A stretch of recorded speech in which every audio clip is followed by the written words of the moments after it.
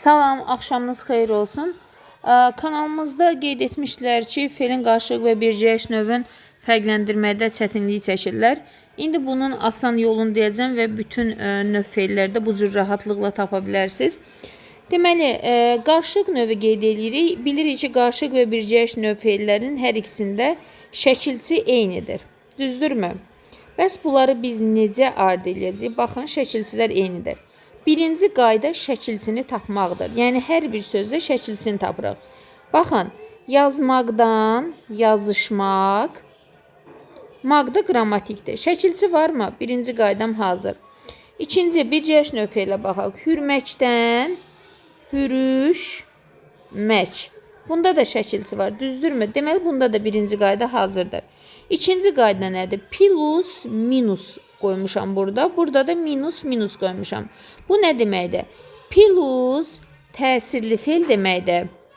Təsirli. Minus da təsirsiz feil deməkdir. Təsirsiz. Yəni, qarşılıq növ təsirlidən düzəlib təsirsiz olur. Bircəliş növdə təsirsizdən düzəlib təsirsiz qalır.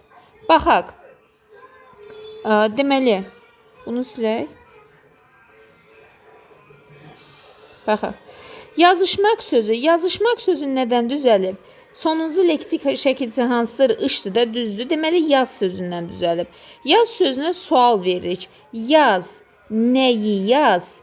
Nə yaz deyə bilirik də, düzdürmü? Nə yaz deyə biliriksə, deməli, təsirlidir. Bu hazır. Yazış sözünə gəlirəm, ikinci yazış sözünə sual verməyə. Yazış. Nəyi yazış deyə bilirəm? Nəyi yazış? Deyə bilmirəm də, düzdür. Deməli, bu da nə olacaq? Təsirsiz.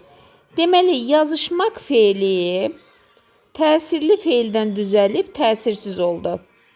Yəni, bax, bu hissə təsirlidir. Bu hissə isə təsirsizdir. Sonra gəlirik bircəliş növə. Bircəliş növ feilində də sözün kökü nədir? Hür, hürdən hürüşmək. Görək bu təsirli feildən düzəlib, yoxsa təsirsizdən düzəlib. Sözün nədən düzəlməsi deyəndə sonuncu leksik şəkildən əvvəlki hissə nəzərdə tutulur. Yəni, hür hissəsi. Hür, nəyi hür deyə bilirəmmi? Nəyi hür? Xeyr, deyə bilmirəm. Deməli, hür sözü necə sözdür? Təbii ki, təsirsiz. Gəlirəm hürüşmək sözünə.